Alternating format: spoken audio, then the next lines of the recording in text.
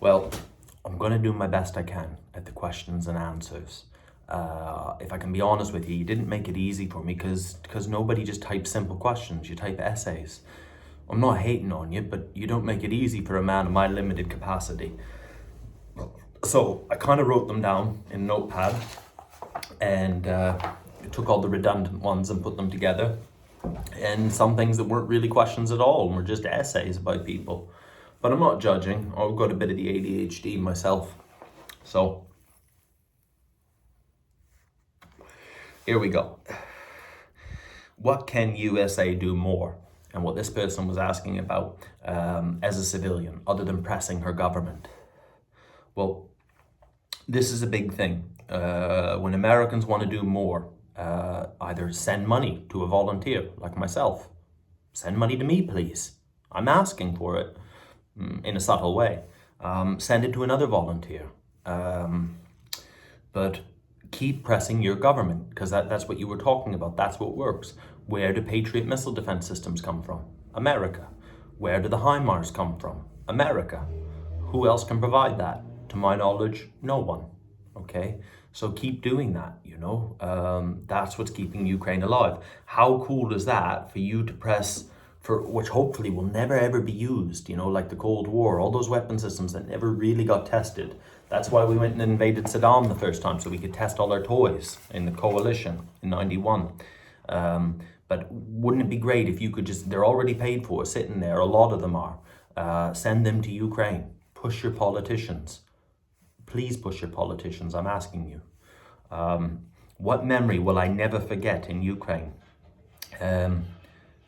My most profound memory at our base in Kiev, our old base, we were doing training on ultrasound machines one night, and I'd been hired on as a gunner, okay? So in principle, I'm in charge of security for an ambulance crew or a Kazabak crew. And I asked Christina, she was on team 32, and I said, what is your specialty in medicine? And she said, I'm a neurosurgeon. And that was, to me, I thought, oh my God, you're 27 years old and you've just finished your studies. You've had no fucking life, and you've studied to be a neurosurgeon, and now you're gonna work on an ambulance and come serve your country, and you didn't have to.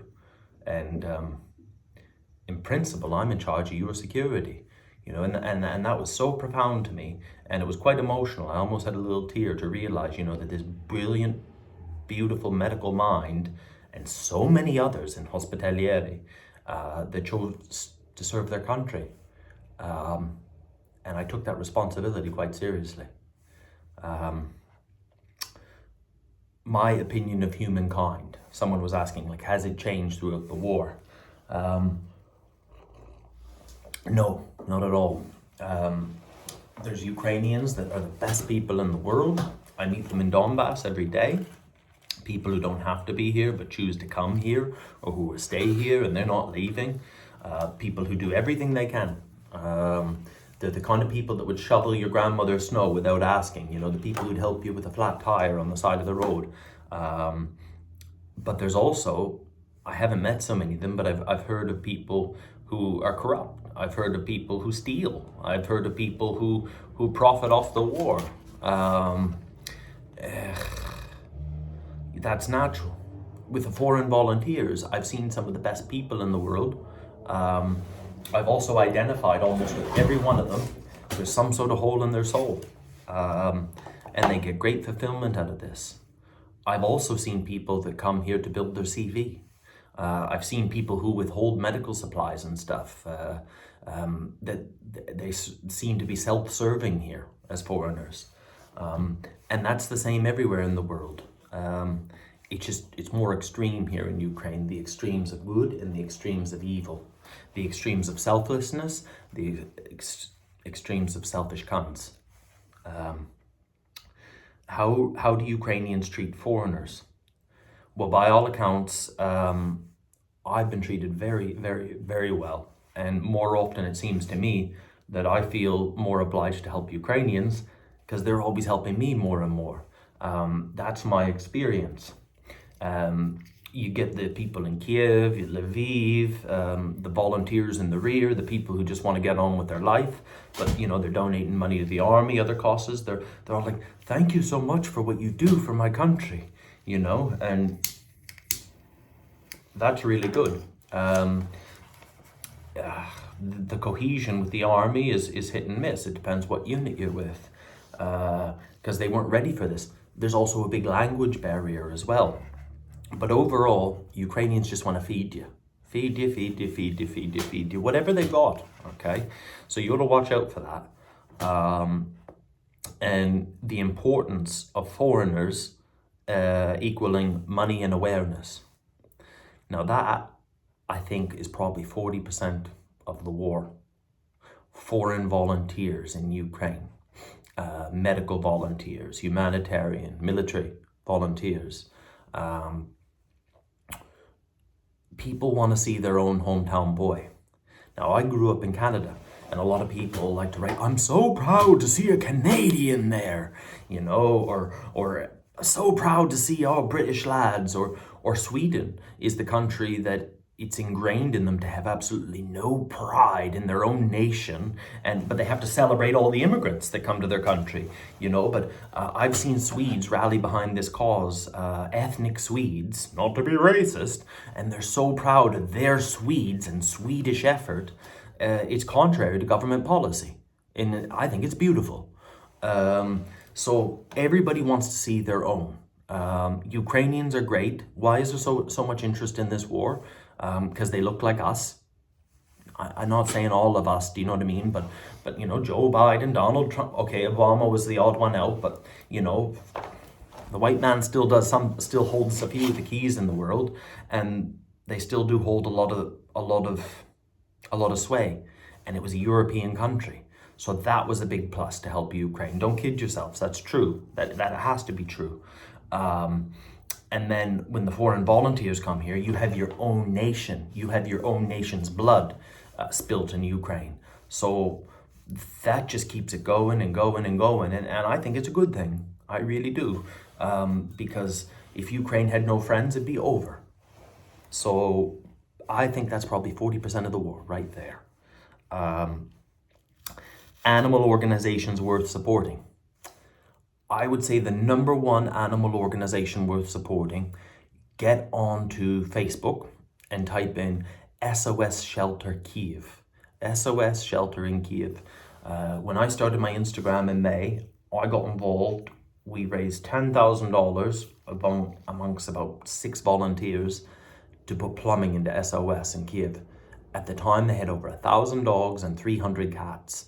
And that number's only grown since then.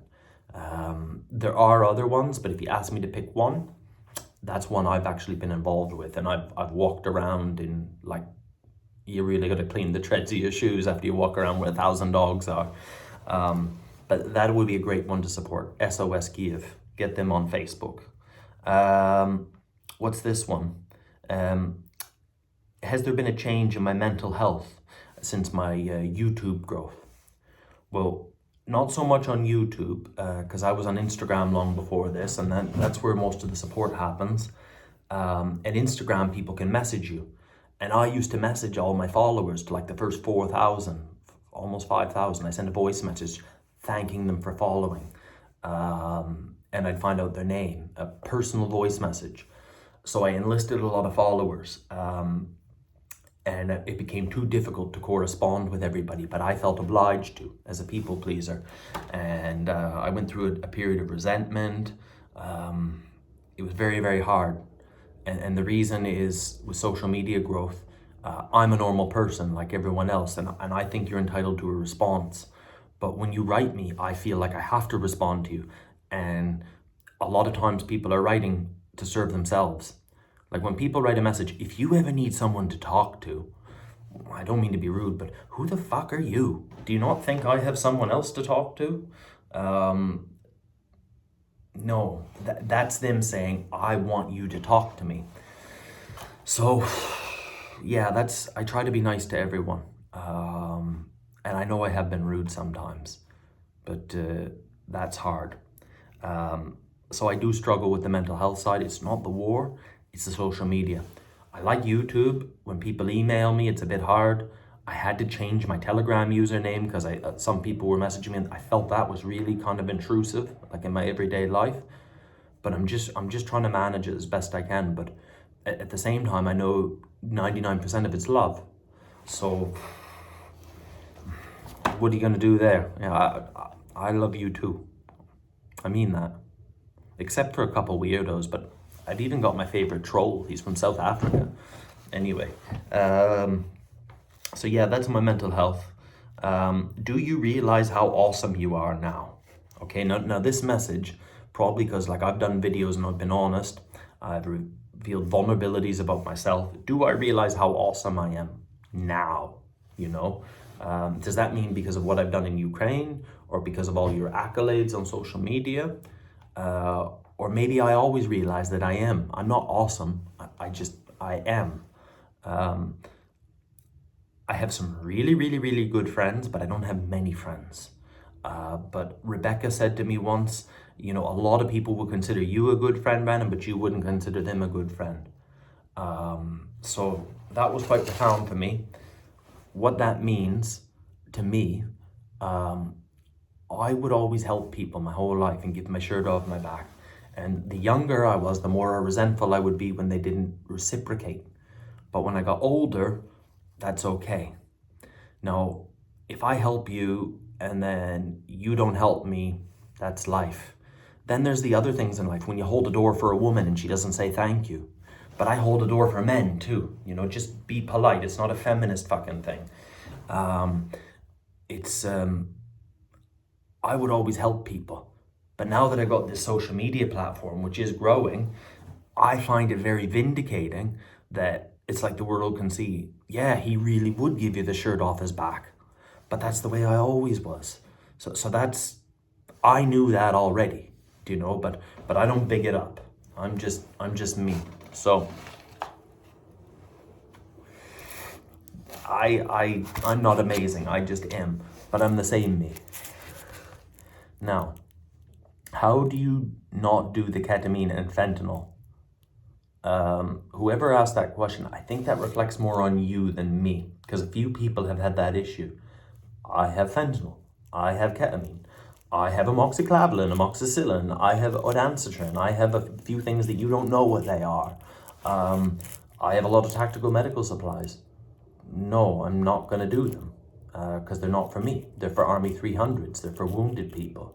And I've expressed I've had a problem with substance abuse in the past. That would be pretty foolish, wouldn't it? If I was to take a mind-altering substance right now and fuck up the best thing I've ever had in my life, and I think I contribute to.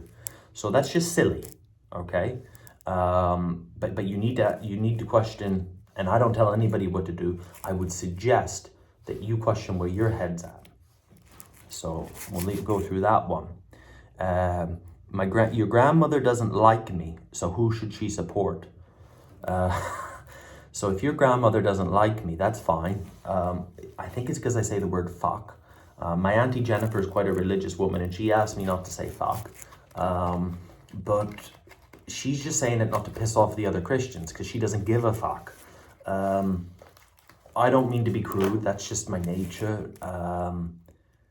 If you want to support other volunteers, get on Instagram, follow my Instagram.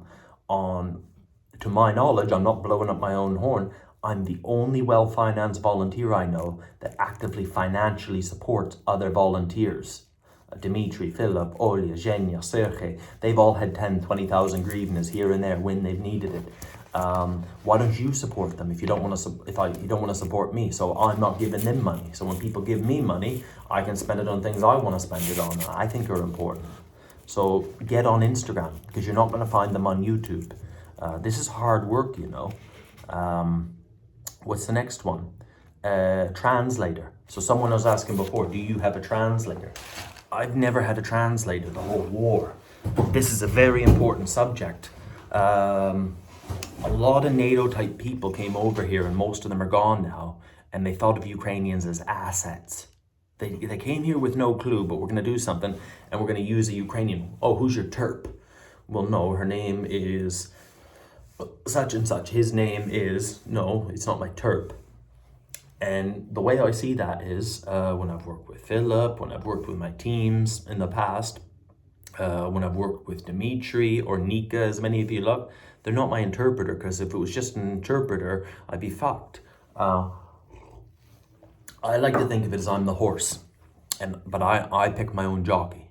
So I try to be the best horse, and that's through capital that you provide from me on social media, the vehicles, my driving, basic medical skills, tactical skills and awareness, and overall field experience here in Ukraine. So I try to be the best horse, but I pick the best jockey.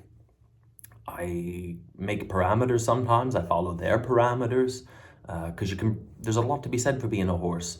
You might think it's derogatory or demonstrative, but you can bring a horse to water, but you can't make him drink it. So I try to pick a damn good jockey. All right. So I don't like that idea. What about your interpreter?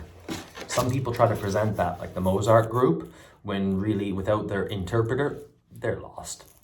Okay. So anyway. TBIC, the best I can. That's what TBIC stands for. How is Nika? Nika is good. Nika is on a course right now with Battalion in Kiev. Nika and I talk probably every day, every second day. Okay. Foods I miss. My favorite food I miss would be a curry, would probably be a Balti. If you're not British, you don't know. Okay. Chronological locations of my life. That always amuses me. People are like, where are you from? Where is he from? Who gives a shit where I'm from? I'm from Ukraine, motherfucker. Yeah, so I grew up in Miramichi, New Brunswick, small little town no one's ever heard of. Famous for a serial killer and salmon fishing. Maybe it was me. No, I shouldn't joke about Alan this year. Yeah, I grew up there. Joined the Army Reserves as a full-time soldier. Then I transferred to the British Army. Spent a brief stint where else after the UK? Where did I go? Traveled all around, really. I've been everywhere. Couple of years in New Zealand, a couple of years in Australia, about 6 months in South Africa, 7 months in Argentina, about 4 months in Mexico, a lot of other places for like a week or two. Back to the UK, all across the British Isles. You tell me where you're from, I'll tell you what motorway or carriageway to get there. So that's that. And then Sweden before the war. I moved there, and yeah, my dog's there, my partner's there. I don't know what's going to happen with me and her, but Ukraine. But yeah, I love her and my dog. I just want what's best for them. So yeah, and now I live in Ukraine. Okay. If I knew what life would be like before, would I have come here? Yeah, I would have come here sooner. Someone asked, when did you come here? March 15th. I would have come probably a week earlier, because I was worried about some repercussions in Sweden, which I might have to go back and deal with. Okay. There you go. What somebody asked here.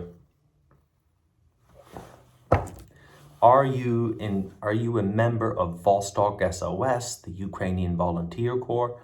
No, I'm not a member of Vostok. I don't know what the Ukraine Volunteer Corps is. Who provides your generators, vehicles, food? You provide. If you donate, you provide. That's where it all comes from.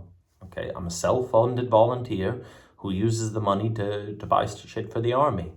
3 vehicles have been paid for by your donations, and 2 of them have been provided by Blue Gulabilen in Sweden, and 1 from an anonymous donor in Colorado who bought it outright, the Nissan Patrol. But everything comes from your donations. So that's it.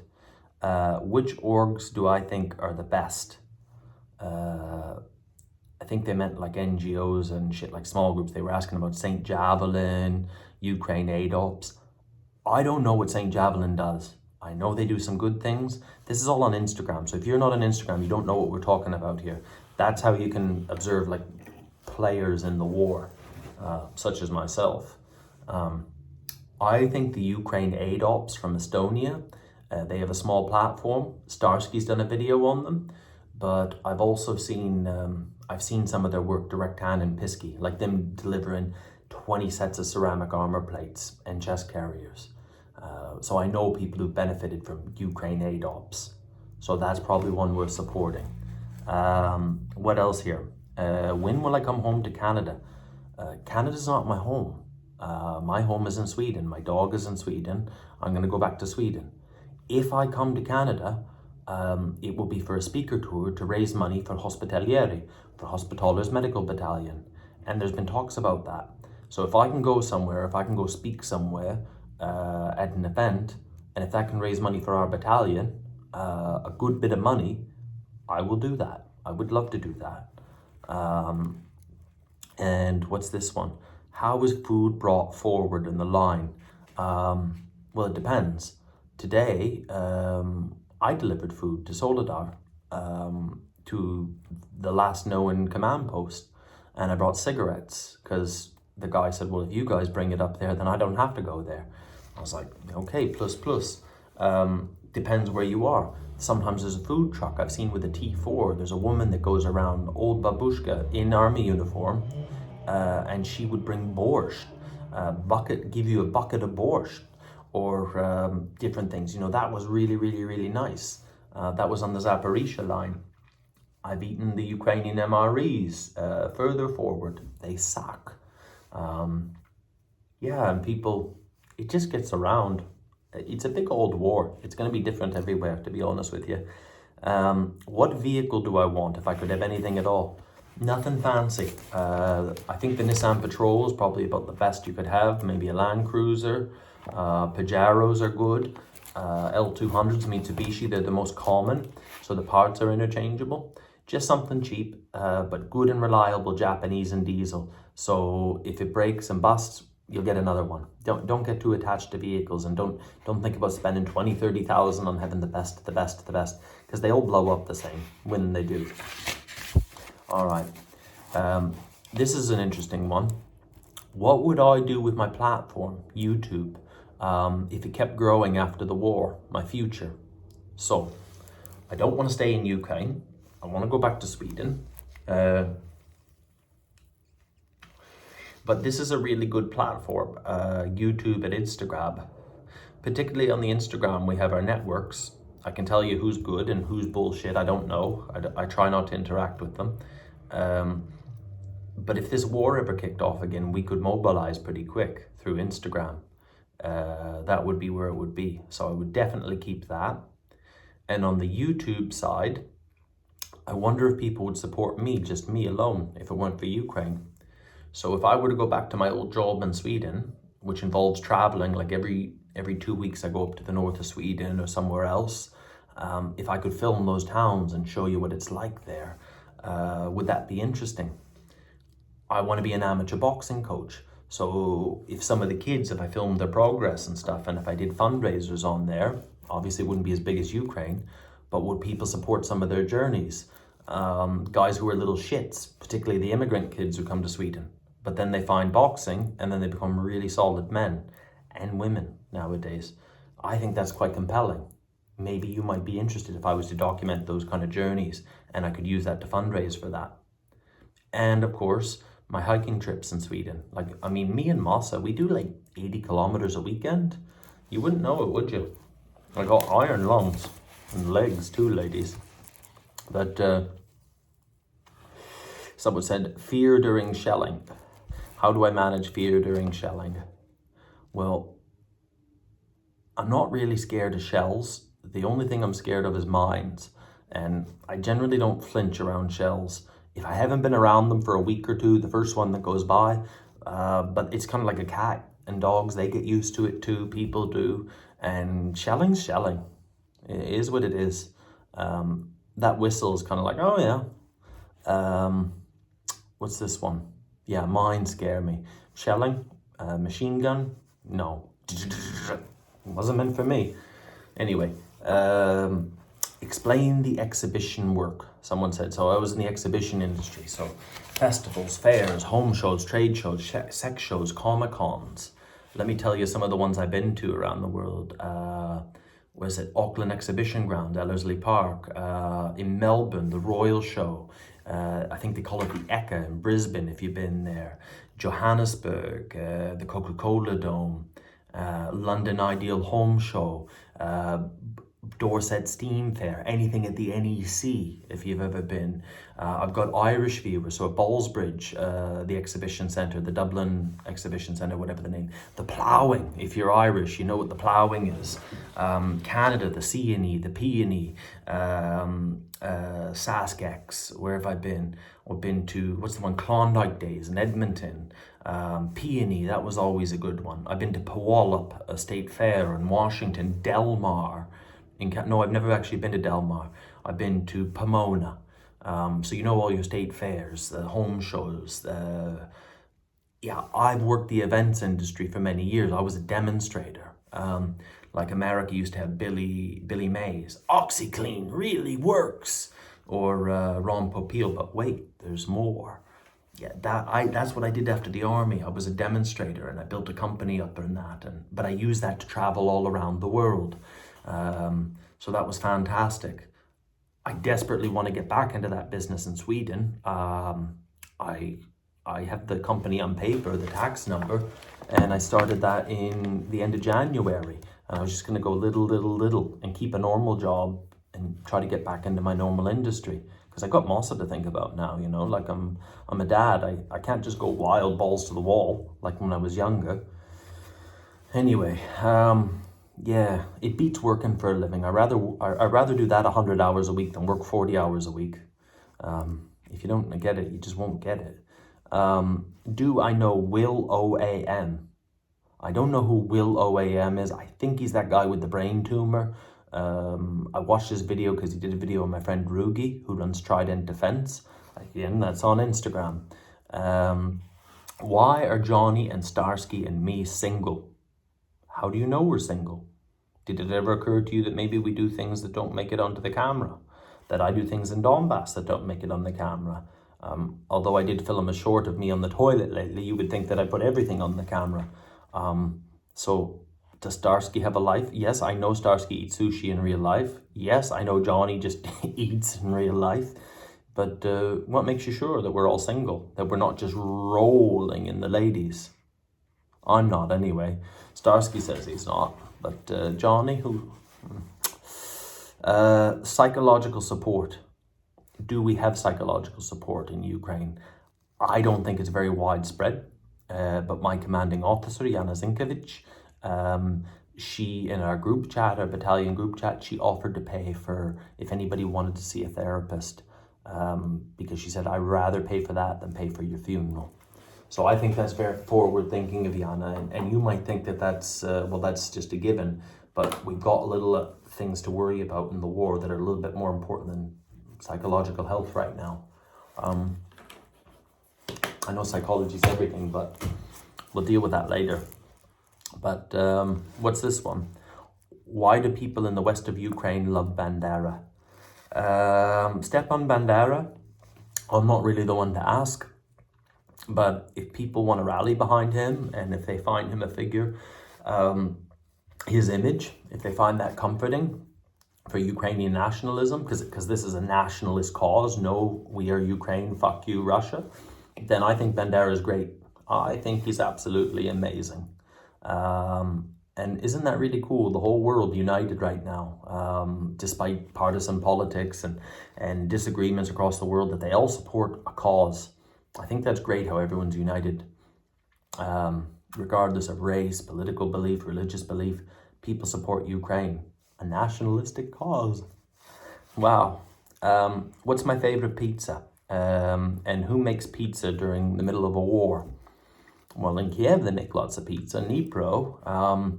But yeah, in Donbass too. You go like 20 clicks behind, you can find pizza in Druvkivka, Konstantinivka, Slovyansk. There's still a shop open just outside Soledar.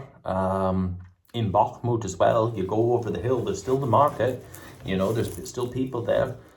People want to make money during war, just like any other time. My favorite pizza is actually, so it's actually a steak pizza. In Sweden, they have oxfil.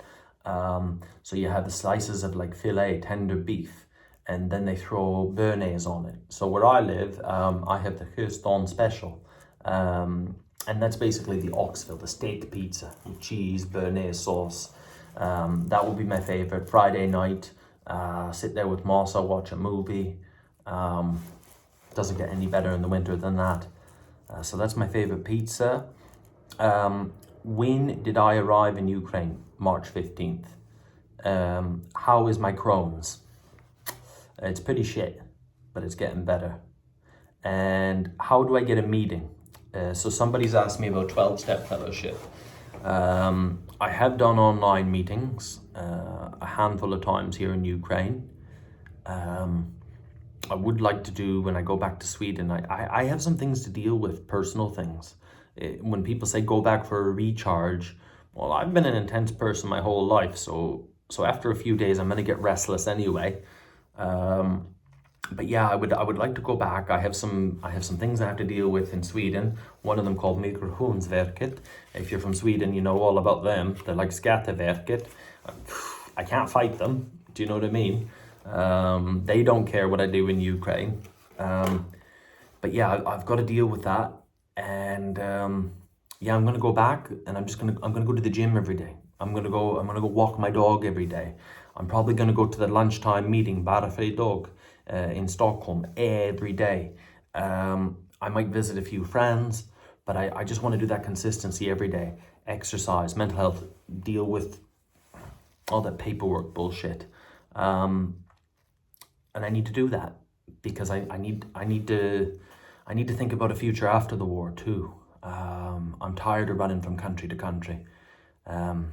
England was the best of all, best humor in the world you'll ever have. But yeah, I've got to go sort that out. That's pretty much it for the questions. I don't know how this video is going to be received by anyone. It feels like me, I'm just doing a fucking rant. Like usual, really. Oh, video games and me. Someone asked me, like, did I play video games before? Or do I still play video games? I don't play video games. I stopped playing video games when I was about 19. And my father once said, I don't have a good relationship with my father, but he said a lot of good things. He said, what's wrong with boys these days? They should be out trying to get laid. And I was like, yeah, I should be. You know, I should be trying to make money. I should be trying. Video games take up too much time. No disrespect to gamers. I have some really good friends that are gamers, but I rather do other things in life. Like if I get playing a game, like I haven't played anything since San Andreas, I would lose my mind in a new Grand Theft Auto. Like when I go to Johnny's house playing Mario Kart, I beat him. That's cool. Street Fighter, he kicks my ass. That's cool. Then there's these other games, like the way they are nowadays, I would lose myself in that. Do you know what I mean? Like, fuck, I'm not going to work today. I've got to, like, yeah, so I don't allow that in my life. I think it's better to go work, go to the gym, go out for coffee with friends, play with my dog, sexual encounters. Yeah, maybe someday when I become older, I might become a gamer. That'd be all right. Like maybe in my 50s, I'll get into gaming hardcore. I think that'd be all right. But that's pretty much it. I'm a member of Hospitalieri Medical Battalion, and I have freedom of movement. And the reason I have that freedom of movement is because I raise an awful lot of money to buy things like generators, and it fits in our mandate to support Ukraine Army Medical. That's all it is. Yes, I have a gun. So people keep asking about the gun. See, that's a gun. Gun. I have a gun. And I've had to use it twice. Okay? It's not something I'm looking for. But if it happens, I'm ready.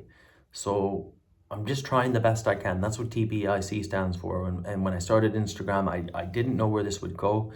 But now we're probably close to $200,000 we've raised. And it's just beyond belief. So that's all for now. I've answered the questions. I hope I have. And I try to condense them down. I hope that made sense to you. Anyway, it'll have to.